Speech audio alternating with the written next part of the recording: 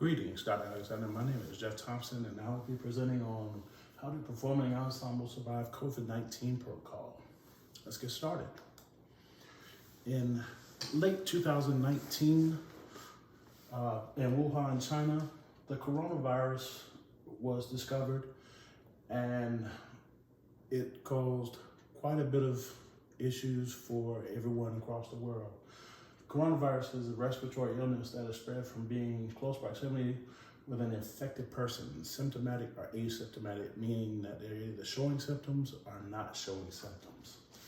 And the virus is spread through droplets from your mouth and nose, whether you're breathing, coughing, talking, sneezing, anything like that could cause you to spread this virus. Monday, March 23rd, 2020. Most of your band rooms across the country look like this. The powers that be had decided that we would go into virtual learning, and this caused some concern, specifically for band directors, because we were so used to being, person to person, and we had that contact. One of the biggest issues that we have with this is the concept of bandwidth. Bandwidth is the line that allows a signal to be transmitted. And when you have a whole new community of kids that should be using that signal for their school work and their education purposes, and they're using it for YouTube or whatever games they're playing, you have a problem. Specifically in my community, Albany, Georgia, where I was at the time, the county did not have the infrastructure to support the amount of bandwidth needed for our students and for the teachers to actually do the work that we were required to do. So we ended up with that signal a lot of times. Sterilization and disinfection. This is what took place during the empty band room time. There was a lot of instrument cleaning and disinfecting. Sterilization is when the instrument stays sterile until it's used. It's been cleaned and then it's put away. That's a sterile state of an instrument. And then once it's touched or used, then it's no longer sterile. Disinfecting makes it safe to handle instruments for an extended period of time. And I have included a link here of instrument cleaning guidelines for all instruments that you may peruse at your leisure.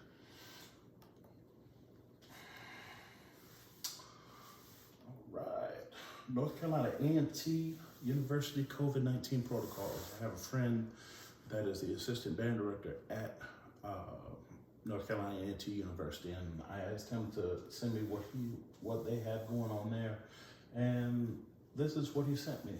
This is actually pictures of their band room. It's not the best acoustically, but it's what they have. But as you can see, they have all of these plexiglass dividers. And they have plexiglass dividers between each chair and stand. And they also have the cleaning supplies there at every station, so that after it's used, it can be wiped down and sanitized. And they use their band room for small ensemble rehearsals, and then when the full band has rehearsals, the full band actually has their rehearsals on the outside in the stadium, in the stands in the stadium.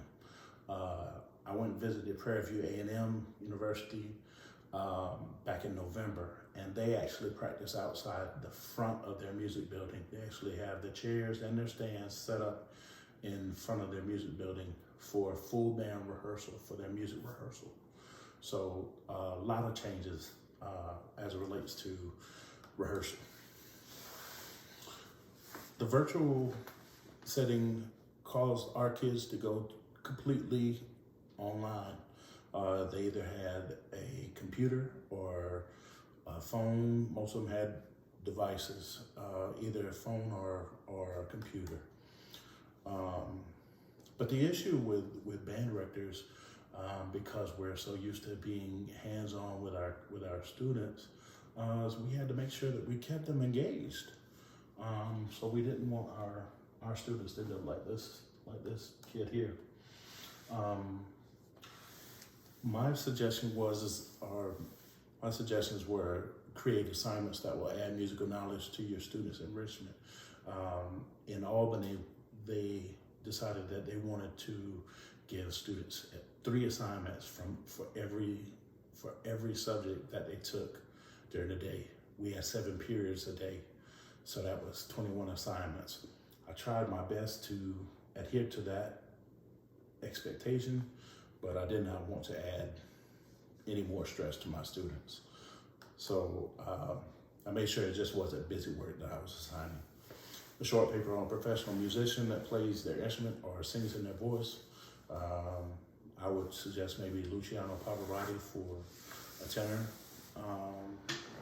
in the choir, or Arnold Jacobs for tuba players. Mr. Jacobs was the principal tubist for the Chicago Symphony.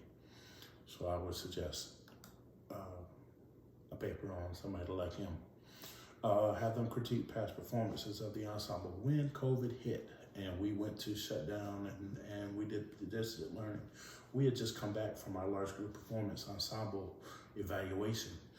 And luckily we had new videos that we could put on YouTube and have our students critique the performances.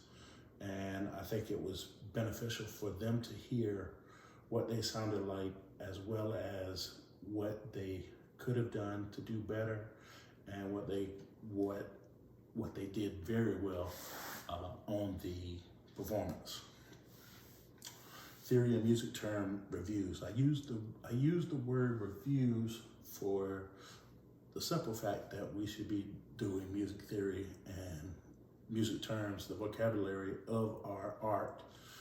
We should be doing that every day, so that shouldn't be something that's a special assignment. It should be done every day.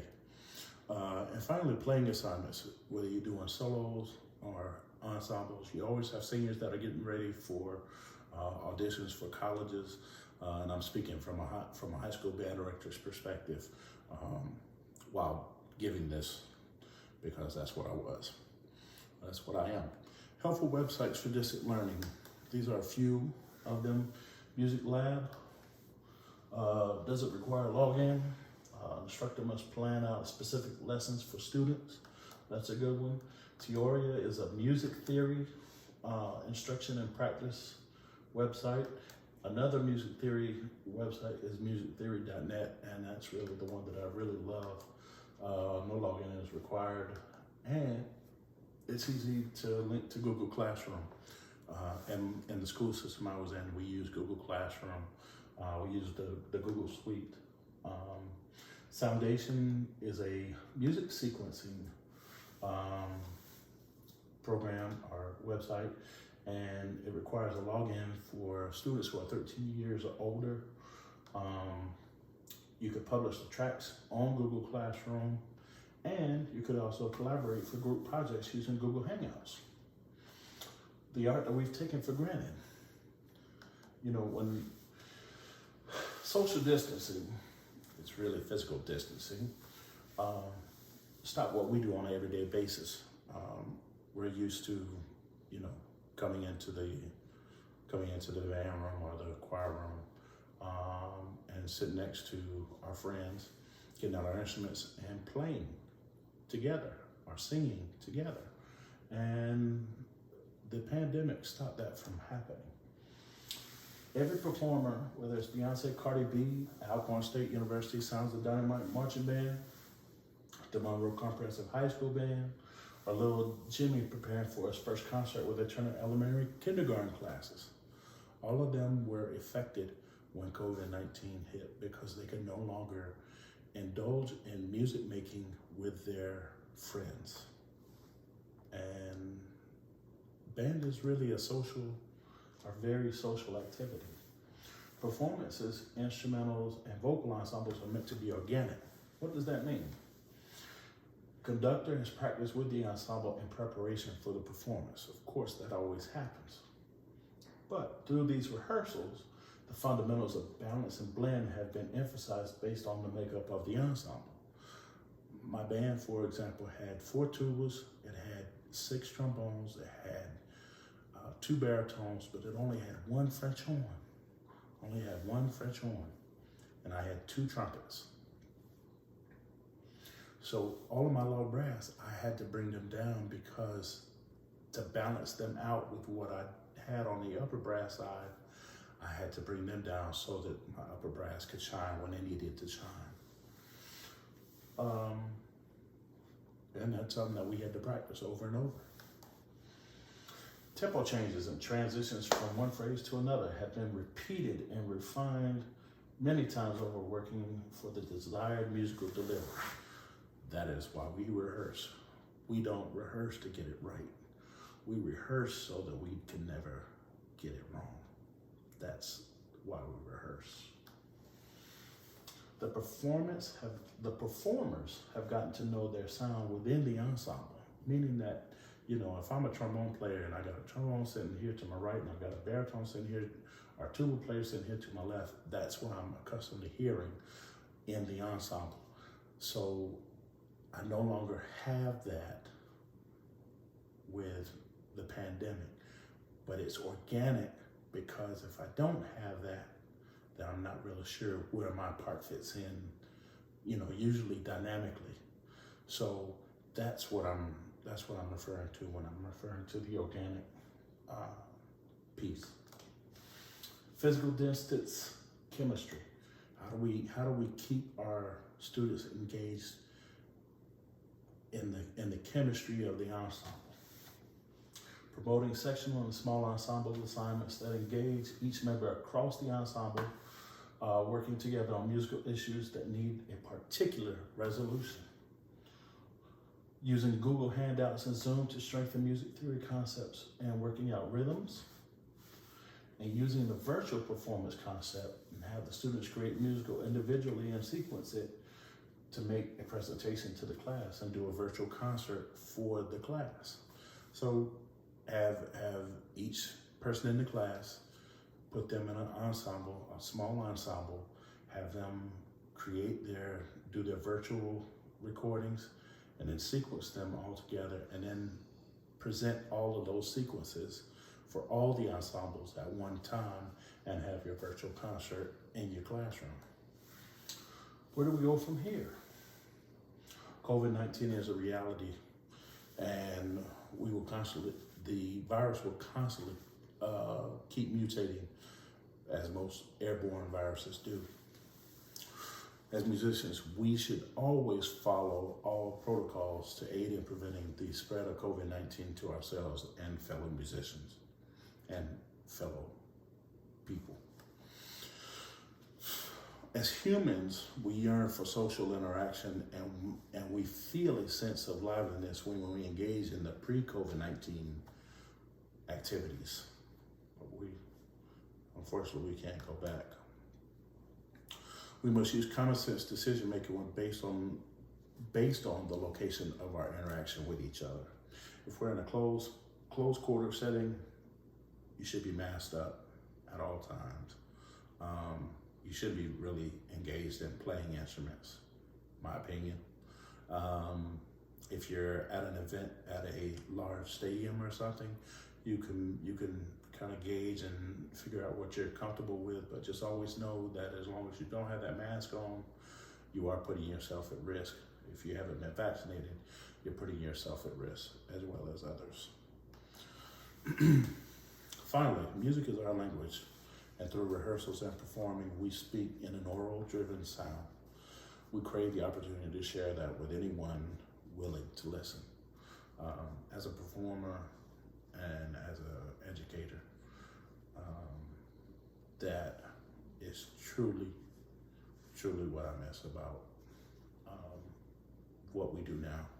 Even though we still get a chance to do it, it's the fact that you have to go through we have to think about so much more now because of COVID-19. We are musicians, and we love what we do, and we will continue to do it, hopefully as safely as we possibly can. And I will provide you with the reference slide on the presentation when I turn it in. And I hope you have enjoyed this presentation. Thank you.